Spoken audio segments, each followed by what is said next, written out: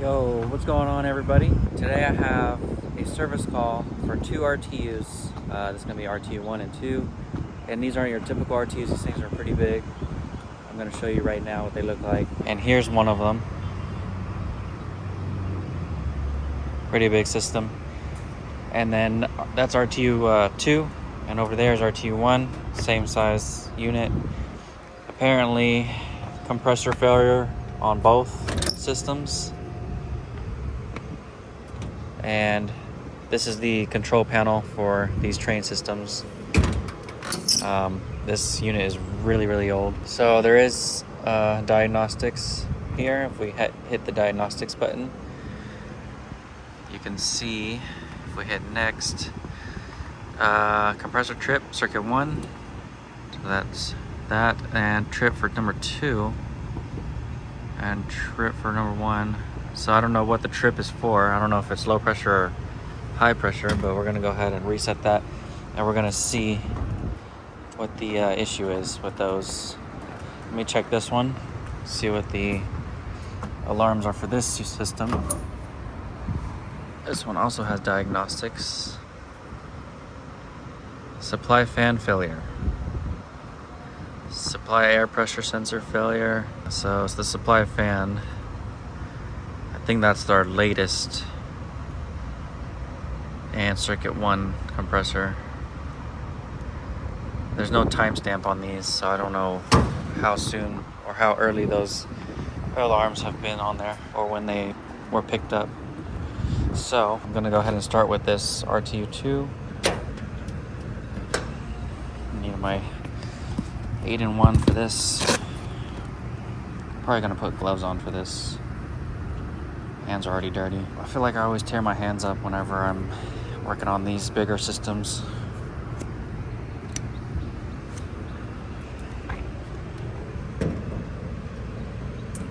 Which way does it go? There it goes. Here's the inside. Looks kind of intimidating, but really it's pretty simple. Looks like we have circuit 1 there up top. Circuit 2 is these two contactors. So there's already a circuit that's disconnected. Or those are the supply fans. Yeah, those are the supply fans. These are the compressors down here at the bottom. I need to lock this door into place. On these older trains, they have this chain right here you can use to hold it in place so it doesn't come back and hit you in the face. Okay, so we have one fan that's down. I don't know which fan that's going to be, but I'm assuming that this system is tripped because of the supply fans. I guess what we could do is stop, or we'll have to clear this alarm code. We can do a test. Service mode. Next. Condenser fans are in auto. Okay, we'll just start the test. And what this does is it's going to turn on the system, and we can control everything by hand using the control board. And that's a really good way to do a maintenance on these types of systems. That way you don't have to go and push on the contactors. You can actually turn everything on, turn all the condensers on, and then turn all the compressors on. So we can, if we go to service mode, we can hit next. Let's go down to the condenser fans. We're gonna hit enter on this. We're gonna hit plus, hit enter. Those should come on, and which they are not. 2 of the contactors are pulled in and the fans are not even running. So let's go ahead and check power on that. We got some bad fuses maybe for the condenser fan motors. That's probably why it tripped. So yeah, I'm trying to put this somewhere where you guys can see this. Have our first contactor. Here's our incoming. Nothing. So we are missing power. And we're gonna come over here. Let's check here. That one's good. This one's burnt. That one's burnt. Good. Good. and good. So we have 2 fuses burnt, and you can also do a continuity check too if you want. So this one's good. It says it's good, but it's not. It says it's good, but it's not. I like to do the voltage because that actually will tell you if it's good or bad. Obviously, if you got no voltage, it's going to be a good fuse. And if you have voltage going through, it's kind of like checking it to ground. You have a bad fuse. Bad fuse. So I can double check by turning off the system. Let me grab something to turn it off with. And my fuse pullers. I keep these in my bag all the time. These come in handy. I'll turn off the system. Okay, shouldn't have no power there. Now, we can go ahead and pull these out.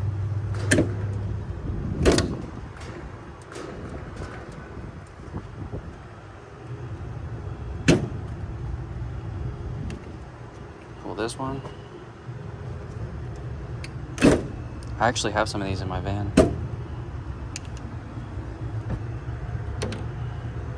We can check them again. So we'll do the continuity test.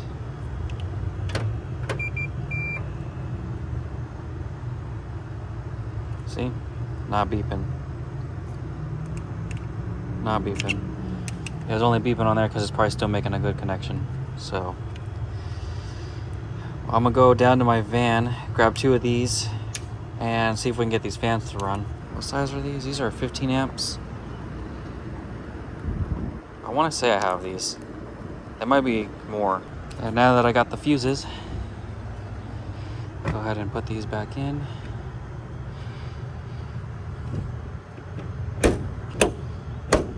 Before I turn this thing back on, I want to check these motors just to make sure they're not bad. And another thing is that these contactors are pretty pitted and burned. They need to be replaced for sure, especially this one. This one's really burned. So let me check the motors. I'll check these first. This motor right here has already been disconnected. We'll check on this motor here.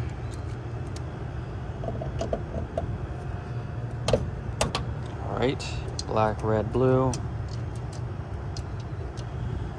Turn on the meter. Just check it to ground, see if it's grounded. Make sure this is working. Okay.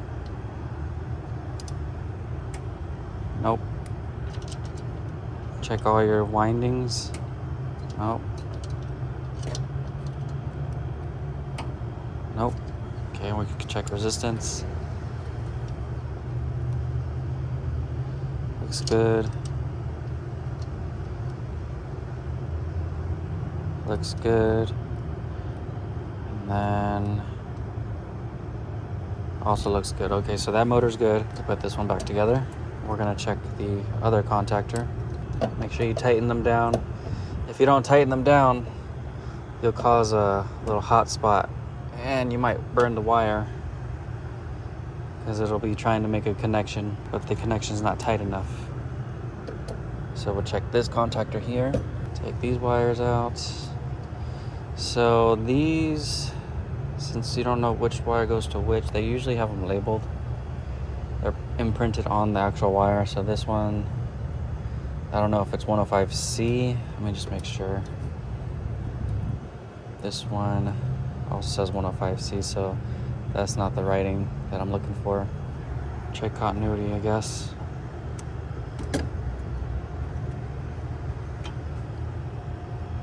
This one and this one. Oh, hold on. Move those out of the way. There's too many wires. Make sure they're not touching any metal. I'm just gonna pull them out. So this black to this black. Oh. 25. Wait. Check continuity. Good. Good. Good. Good. Good and good. Okay, now we can check them to each other. I want to say that's 26. Okay, so that's not a part of it. Okay, so it's these three blacks right here. I mean, these three wires. And these three wires go together. So we put it back on resistance. We'll check these all together. Ooh.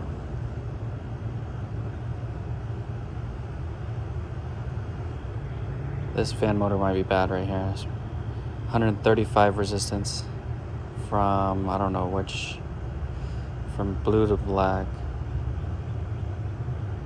Let me see. Yeah, no, it's not this one. Okay. Just to double check that this is the right motor I'm looking at. Continuity check all of them.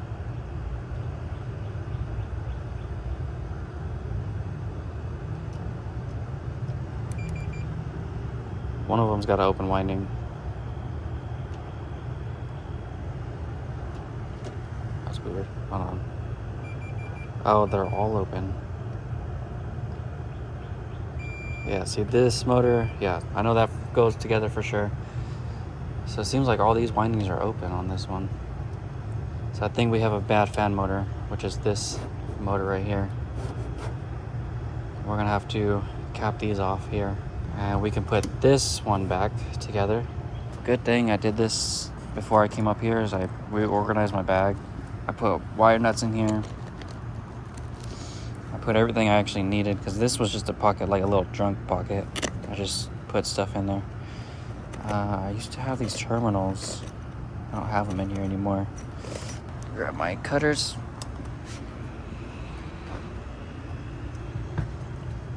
We're gonna cut these down.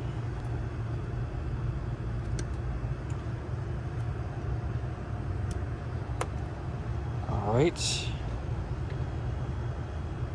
Wire nut them just in case. Guess I should have got the bigger ones. The bigger wire nuts. I thought I had some yellows. So we have two bad fan motors. I don't really like that. Let me use the reds instead. So those oranges don't feel very secure. Yeah, see, it came right off.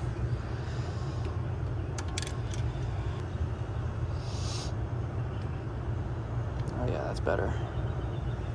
It actually caught it.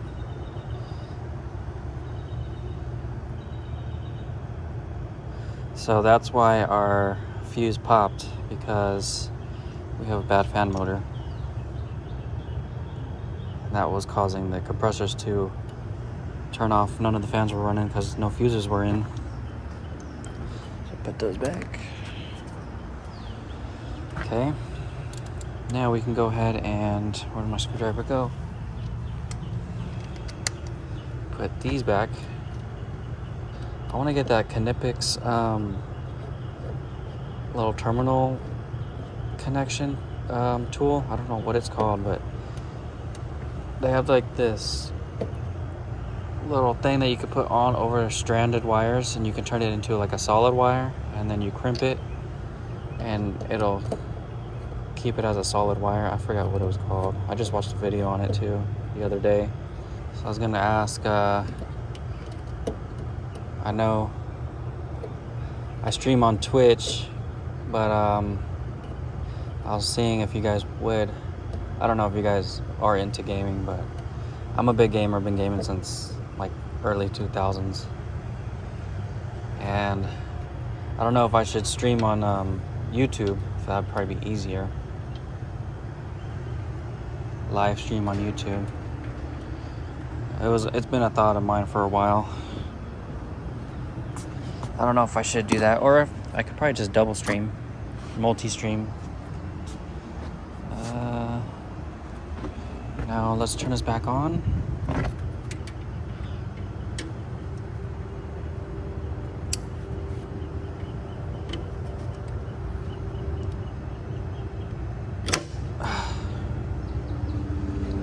Okay, and then the unit's gonna boot up and we're gonna see if it'll run.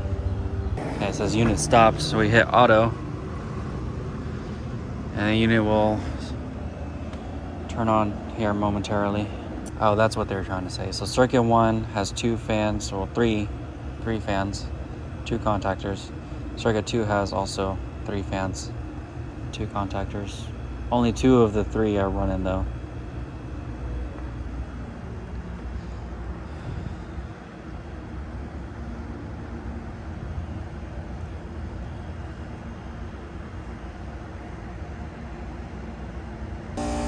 Unit just came on. Waiting for one of the fans to come on now.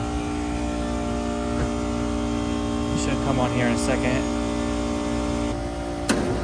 There it goes. Nice. That's what I like. Awesome, awesome. Okay, we're good now. So 2 of the contactors are pulled in for the condenser fan motor. This one's not gonna come on yet because this is circuit 2 compressor. So we can close this up for now. We can go look at the other system, let this one run.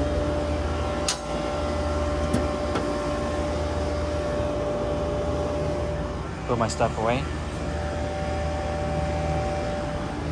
And it's starting to rain, so hopefully I can take a look at the other system before it actually starts raining on me. It's supposed to rain today and then tomorrow, so I don't know how tomorrow's gonna go. So I think tomorrow's like 75%. Put these latches back.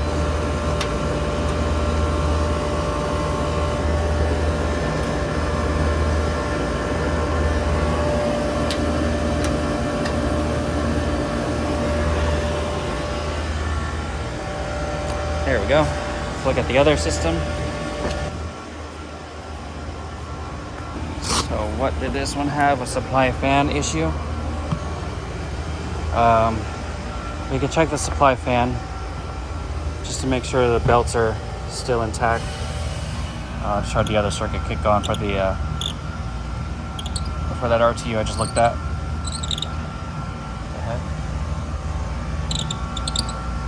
I hate these latches, dude. I don't know why Train makes those. This tool right here. These channel locks come in handy for these Train systems.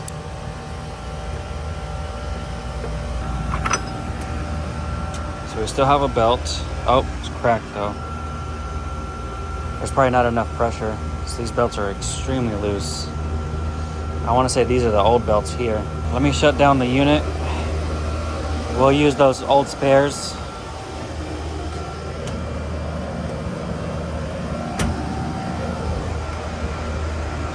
We'll put these old spares back on and see if it's a tighter fit. It's probably not spinning at a good rate. Yeah, these belts are cracked. On these bigger systems, it's pretty similar to the smaller RTUs. But all you gotta do, this is a 2 belt. Fix this door. Just let the wheel do the work. You can push it off by hand. Just let the wheel do its thing. Pretty easy. You don't want to do the motor side because it's way harder to take the belt off on the motor side. You want to do it on the lower wheel side. It's the same thing. This one goes outward. Let the wheel do the work. That's it. Now you can take this off, take these belts off. One of them's really, really cracked. This one's on its last leg. Okay, we'll throw these back on. These are old spares. Hopefully these work way better than what I just took off. Hopefully they're tighter. So this one, we're going to start by putting that. You can put it on the inside there, on the other side of the pulley, and then lay the other side on the other inside of the pulley of the blower wheel. Then you can start with this belt if you'd like. Open it up. Put this one on the pulley. Put this one on the blower wheel. And then you just roll it. Sometimes it'll pop off. So you have to hold both sides.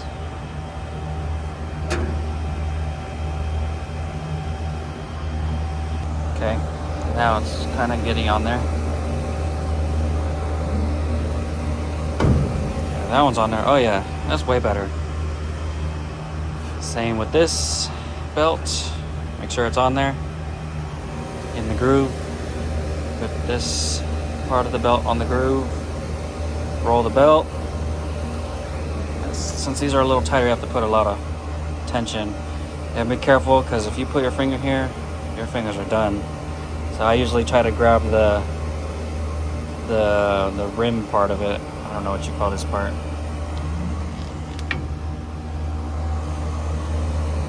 This might be too tight.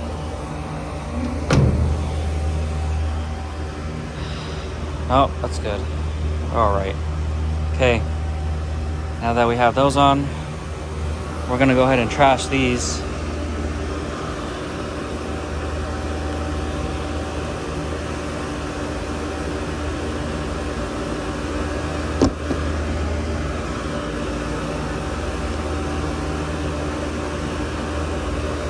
We're gonna run the unit again. I don't see no air pressure switch in here. Oh yeah, it's down there. There's no reset on those though. Usually you'll reset them if there's a supply fan issue. But since I turned off the system, it should just reset on its own. Let's go ahead and turn her back on, see what happens. It's booting up now. This one has not tripped yet, so we're doing good. System's up and running now. Fan's just kicked on. It's showing that the supply fan is on, but there's no CFM. Should be running. Oh yeah, it's running.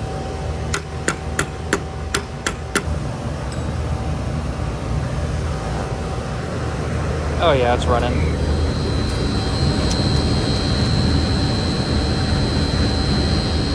Okay, we're good there. We might have a bad sensor, airflow sensor.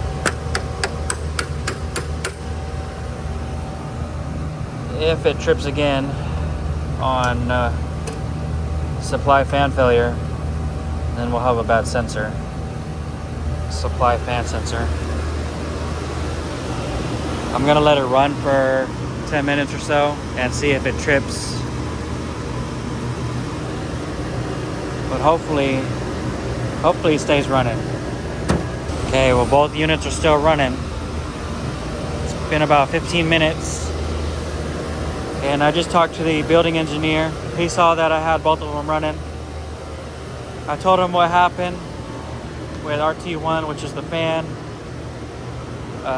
which was actually the belts, not the fan, but yeah, it was the belts. And then RTU2, it was the condenser fan motor, blew those fuses. And now it's starting to rain, so I'm trying to get off this roof. But I need to check and see what if those contactors for the condenser fan motors are 120 or 24 volt. That way I can write them up. I told him that he needed 4 new contactors for RTU2 and 2 condenser fan motors, so that's going to be a good job right there. We can check this unit right here. See what contactors we got.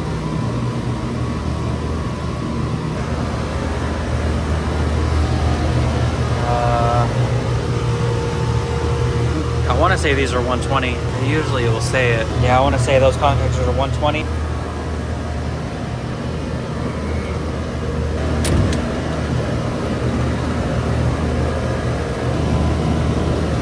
Alright, it's time to get off this roof. Both systems are running. Building engineer is satisfied, and I'm satisfied. That was a pretty easy job. I know those units can be a little intimidating when you first walk up to them, but hopefully you guys learned something from those big systems. They're pretty easy. Just think of them as just, slightly bigger RTUs. Don't forget to like and subscribe, and I'll catch you guys in the next service call. Peace.